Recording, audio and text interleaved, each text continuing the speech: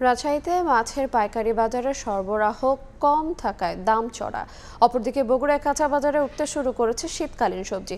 এ নিয়ে বিস্তারিত জানাতে রাজশাহী নগরীর নওদাপাড়ায় আছেন সহকর্মী শাহিন আলম এবং বগুড়ার মহাস্থানগড় হাটে আছেন আব্দুল আওয়াল। সরাসরি প্রথমে যাচ্ছি শাহিনের কাছে। শাহিন, রাজশাহীতে রাতেও ভোরে হালকা শীত অনুভূত হচ্ছে। কুয়াশার চাদর ভেদ করে এখন পর্যন্ত সূর্যের দেখা মেলেনি। তবে এরই মধ্যে রাজশাহীর নওদাপাড়া পাইকারি বাজারে হাজির হয়েছেন ক্রেতা ও বিক্রেতারা। বিক্রেতাদের হাক ডাকে এরই মধ্যে জমজমাট হয়ে উঠেছে বাজার।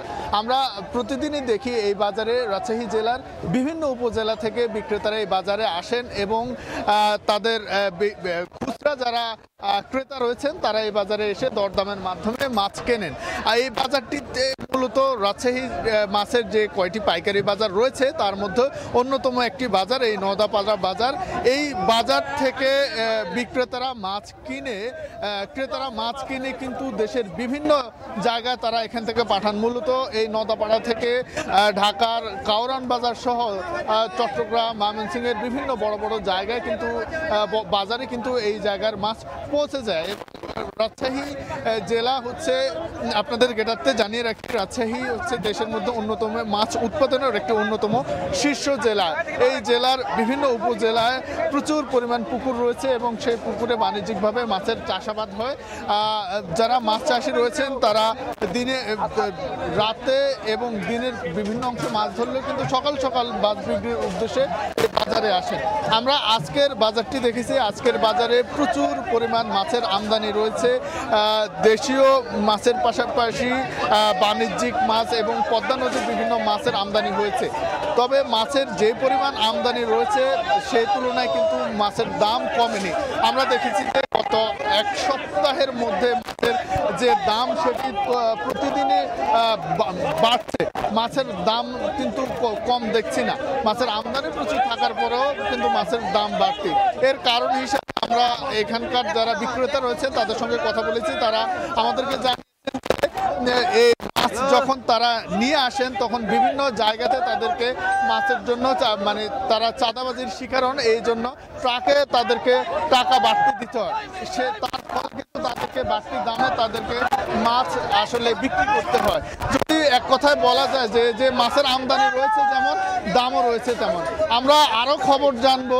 বগুড়ায় আছেন আমাদের সহকর্মী আব্দুল আওয়াল, তিনি জানাবেন সেখানকার খবর। শীতের শুরু থেকেই বগুড়া যে মহাস্থান সবজির হাট, সেটি সবচাইতে বড় সবজির মোকাম হিসেবে সারা দেশে পরিচিত। এই সবজির মোকামে কিন্তু ভোরের আলো ফোটার সঙ্গে সঙ্গেই সব রকমের সবজি আসতে শুরু করেন। বিশেষত যেমনটি বলছিলাম যে শীতের শুরু থেকে এই যেমন বাঁধাকপি, ফুলকপি, মূলা, কচুর বই সহ শীতকালীন যেই সবজিগুলো রয়েছে সেই সবজিতে কিন্তু মৌ মৌ করে এই মহাস্থানের যেই সবজির হাটটুকু। এই মহাস্থান হাট থেকেই কিন্তু দেশের যেই অন্যান্য বিভাগগুলো রয়েছে বা প্রান্তগুলো রয়েছে, যেমন চট্টগ্রাম, খুলনা, ময়মনসিংহ বা যেই দক্ষিণাঞ্চলমুখী যে জেলাগুলো রয়েছে সবগুলো জেলাতেই কিন্তু এই যেই সবজিগুলো আছে সেগুলো সরবরাহ করা হয়ে থাকে। এমনিতে স্বাভাবিক সময়ে বছরে প্রতিদিন 30 থেকে 35টি ট্রাক থেকে সবজি বিভিন্ন জেলায় পৌঁছালেও এই যেই শীতের সময় কিন্তু সেই ট্রাকের সংখ্যা কিন্তু দ্বিগুণে পৌঁছায়।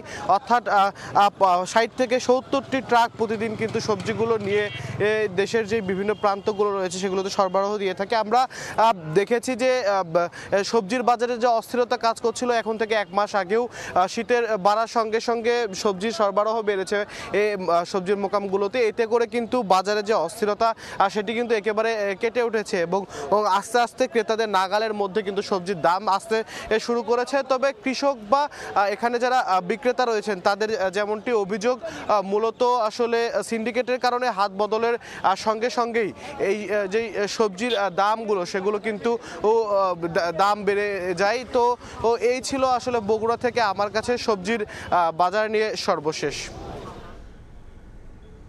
আমরা সরাসরি যুক্ত ছিলাম বগুড়া থেকে, শুরুতে ছিলাম রাজশাহী থেকে।